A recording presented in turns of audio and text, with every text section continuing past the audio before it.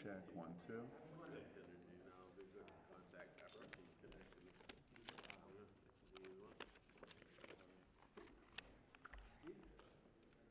President? What's going on, Councilman? Everything good? Everything's great. Excellent. We're going to get started in about 2 minutes.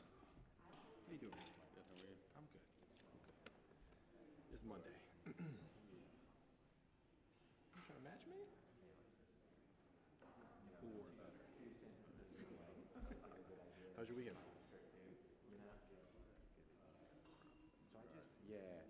So the folks in Mount Vernon are doing it. They like have the friends of Jack and like they have the like road email that they're all like sending in. It's the same email. So I just sent them I just responded to a couple of them. Like, actually, the data shows the Midtown's picking up more pounds of trash, more days a week than they ever have before. You know, here's the staff if you want to, you know, if you want to talk about the data or whatever. But because it's like this whole like it's gotta be clean and mixed. They're doing they've never done such. They've never had this many people clean up. They've never picked up this much trash. Either more there's just more litter, which is possible, or like people are misremembering or whatever, right? But it's just important to have the data. Yeah, I got you. Who'd have thought it would have been this political? Hey. I guess probably should have guessed. Yeah. I would. There's some women in here. That's right. That's right. Get my vice president in here, man.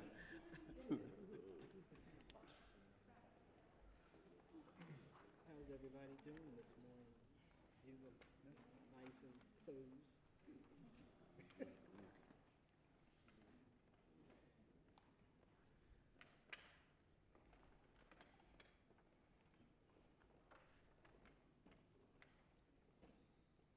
Mic check. Everybody good? All right. Well, thank you for coming today, Chef. Chef, come on up. Thank you all for coming here today, and I want to start by just thanking my colleagues who are here with us. Thank you to Councilman Conway, to Councilman Blanchard, to Councilman Schleifer, to Councilman Jones, to Councilmember and Vice President Sharon Green Middle. Also to our special guests that are here today, we have Chef Matt Edding from MARTA. We have Reverend Kevin Slayton, who is on the way, and we have Nicole Rogers. Thank you for joining us. Today, the Baltimore City Council will announce our first hearing to address the skyrocketing costs of gas and electricity facing Baltimoreans.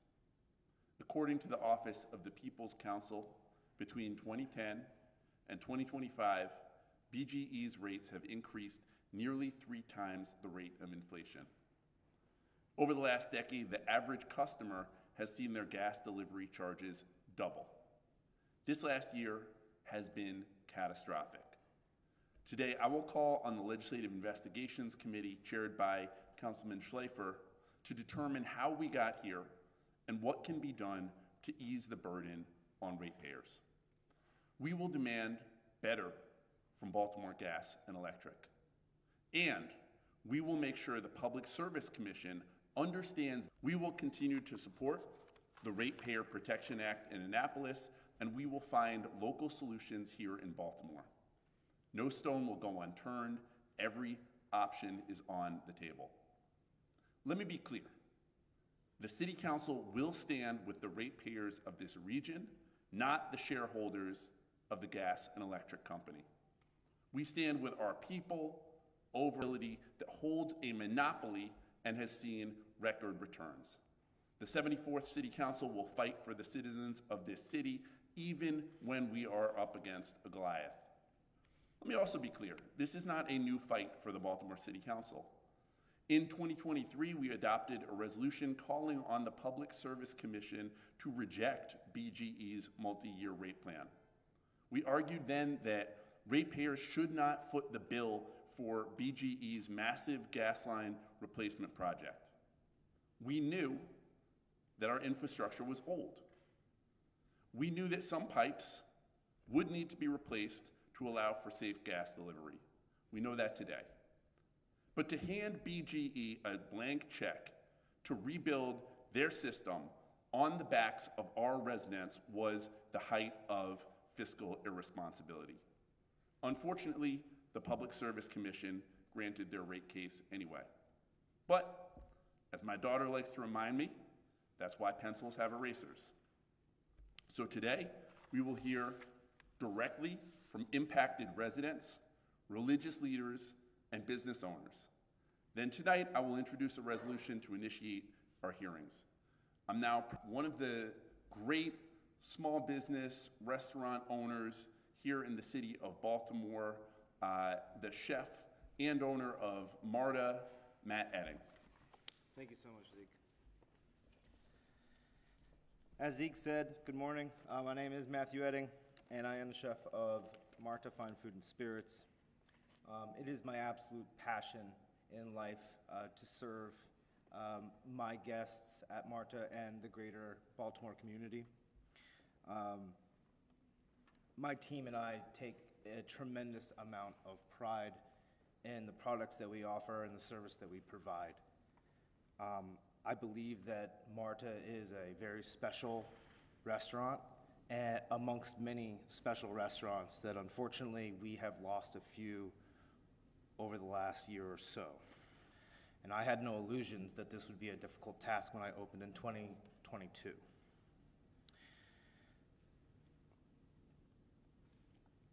But all those challenges, as if all those challenges were not enough,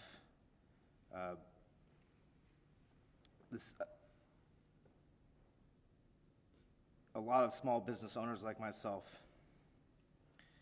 like me, are opening their BGE bills recently and wondering how this happened. How did I fall so deep into debt with BGE?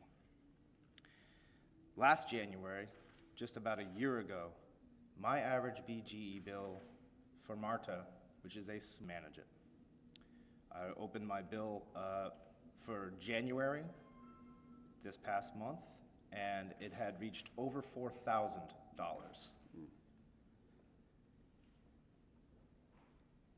Nearly twice as much. There's not a lot of restaurants or small businesses in general that can afford such an unplanned $1,500 or $2,000 monthly expense. And as if that was not enough, BGE also requires that they hold a security deposit for my business, and they are currently holding $7,000 of my money as a security deposit to keep my account open, and they reserve the right at any time to audit that amount and require more. Despite the fact that I'm an auto pay customer and I have never missed a payment, once I contacted BGE to find out when I might be able to get my security deposit back, I was informed that it was a 4-year security deposit and that I could apply to have my deposit returned to me in September of 2026. So they're holding over $7,000 of mine with no interest. That's money that I could have put back into the business. That's money that I could have used to hire additional employees, to expand my business, to buy better products, to provide a better service to my guests, to the people of Baltimore, to fix old equipment. Obviously, restaurants run on a very small margin, and these are huge impacts. These numbers make a massive impact on my ability to remain profitable and keep the doors open and provide something special for the city of Baltimore. But instead, business owners like me are being forced to figure out literally how do we keep the lights on without passing the cost on to our customers that we love every day. And that's something that I don't want to do. I don't want my guests to walk in and see menu items at $70 and $80 for an entree. It's not what we provide, and I don't think that that's fair. The same way that BGE has passed their to keep my prices where BGE owes business owners like me and the residents like these folks answers to why this is happening, and they need to seriously evaluate what can be done to support both the business community and the residents of this fair city. I've recently received unsolicited voice messages from BGE informing me that they will be not charging any late fees for January or February, and that I could possibly go on to a payment plan. But just because you spread the debt out over 12 months doesn't mean the debt goes away, right? So I still have debt to my creditors, to my vendors, and it puts me, do I decide to pay my vendors? Do I decide to pay my employees? Or do I decide to pay BGE to keep the lights and the gas on, continue business? So these are tough decisions that I'm hoping that this council can help. Thank you very much. Thank you. Thank you to Chef Matt Edding. Look, we know that Baltimore has a vibrant restaurant scene. We are an amazing foodie town, and places like MARTA need to be able to not just survive, but thrive. When you produce a great product, you should not be completely weighed down and burdened by your BGE bill. Look, we know that this is also hitting our residents extremely hard. And before I get to Ms. Nicole Rogers, I do want to also thank, I know we have Councilmember Paris Gray has joined us, Councilmember. This is a all-city effort. And so with that, I want to turn it over to Nicole Rogers to share her story. Ms. Rogers?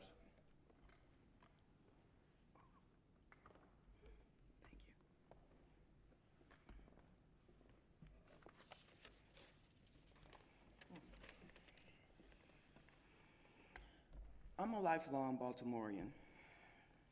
I live on a fixed income and I get disability. That's the only income I receive. I rely on a walker to get around mobily, and I live on Section 8. At one point, BG&E told me that they were going to turn my electric off if I didn't pay $5,000 that I didn't have.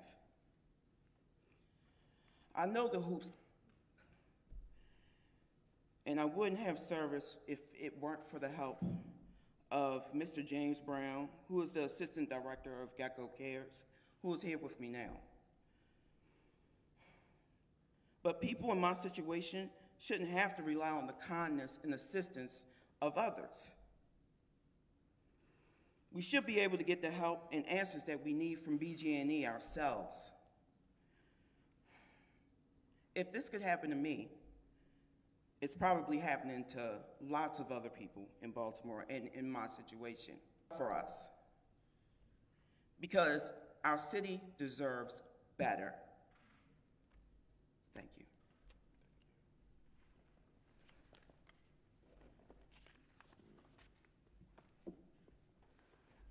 Thank you, Ms. Rogers, and we sincerely appreciate you coming out to City Hall to share your story, which unfortunately is all too common in our city right now. We know that these rates are simply not sustainable. So with that, I want to bring up Councilman Yitzy Schleifer, who will be chairing the series of hearings coming up in the Legislative Investigations Committee on these rate increases. Councilman? Thank you, Mr. President. 3 years ago, when Constellation and Exelon split, the CEO of Exelon at the time said this: "Today is an important milestone in Exelon's history with the successful completion of our separation. We step forward in a strong position to serve customers' needs, drive growth, and social equity in the community we serve, and deliver sustainable value as our industry continues to evolve." Needless to say, since that split, customers' needs have not been met. Operationally, BGE has struggled with fulfilling basic customer needs, from timely power restoration during outages to completing projects and restoring our roads and sidewalks to original conditions. The bottom line, the current state of BGE and the skyrocketing rates are not sustainable. Many of our constituents have been faced with monthly BGE bills that are larger than their tax bill. How is this than what BGE is simply providing gas, and electric for. We've all heard that you get what you pay for, but that couldn't be further from the truth with BGE. We pay through the roof, and we get projects that take way longer than expected, and the quality of work and follow-up that's even worse. To this end, the Legislative Investigations Committee that I chair intends to hold public hearings on this topic and request full cooperation from BGE. Thank you. Thank you, Councilman Schleifer. Again, it is as simple as this. Folks cannot afford their bills right now. We have folks like Ms. Nicole on the residential side, and we have folks like Mr. Edding on the commercial side. And in either case, whether it's a resident or a small business owner, the rate increases that we are seeing are simply unsustainable. And to be clear, we intend to raise our voices at the Public Service Commission. We intend to make sure this council is pulling on every lever imaginable to support the ratepayers of this city. With that, would open it up for any questions. Lee. Yeah, so stay tuned. Our first hearing will be February 20th. We intend, like I said, to have conversations with the Public Service Commission, with BG&E, and we are looking internally at any things that we legislatively as a council can do. Now, folks will know that BGE is regulated at the state level through the PSC, but we are going to keep all options open and tune in on February 20th at our first hearing. Anyone else? Carson? Sure. Carson with Baltimore Sun. I was wondering if there's any kind of assistance that's going to be potentially expanded. I know with the recent utility rate increase, discussion about programs like Water for All has come up. Is there any action to expand or in any other way change similar programs to help customers who are burdened by these increases? Yeah, great question. And, you know, like Ms. Nicole had mentioned, there are some great organizations out there that are supporting BGE ratepayers, and we sincerely appreciate their support. One of the conversations that we've started to have with BG&E is what more they could do, and really looking at the immense amount of shareholder value that has grown in these past couple of years, what more they could do to support folks who are struggling to pay their bills. So I would say, again, stay tuned. Those conversations have just started, and I think BGE understands that this is very, very tough for their customers, and they know that the current rates are simply unsustainable, and so stay tuned on that, and we internally will be looking at anything else we can do as well. But surely they had to see, I mean, this backlash coming. You can't raise rates that much and not expect people to be upset. I mean, are you saying they're just now realizing that maybe this was a bad idea? Well, that's a question I think you need to take directly to their executives. But again, you know, out of respect for them, we also need to be having this conversation with the Public Service Commission. They are ultimately who is tasked with regulating the utility. We know that BGE has a monopoly in this region. There's no other competition. And so, yes, it is critically important that we be having that conversation with their team, because I'm sure they were aware that this would cause pain, but also I think it's important that the regulatory body that oversees them hears it as well. Because again, we were there last year in 2023, I guess almost a year and a half ago, appealing to the PSC to not provide a multi-year rate case to BG&E, which is something that gets locked in as shareholder value for the company. Unfortunately, that's what the Public Service Commission did. We understand that BGE is always going to make the case that this is about safety, this is about, protecting the consumer, but we feel strongly that when we're looking at their shareholder values going up, up, and up, and we're seeing our residents and small business owners struggling, something has to give.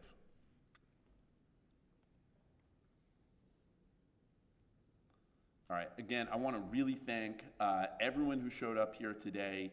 As I said, this will not be the last you will hear of the Baltimore City Council on this important issue. Again, I want to just thank my colleagues, Councilman Glover, Councilman Conway, Councilman Schleifer, Councilman Jones, Vice President Middleton, Councilmember McCray, Councilman Parker, and Councilman Gray, as well as Ms. Nicole Rogers and Mr. Matthew Edding for just showing up, sharing your story, and doing the work that you do to provide great food for our city and just being a part of Baltimore. And again, want to thank Gedco and Laurel and all the other folks that are in this space. Appreciate it. Thank you very much.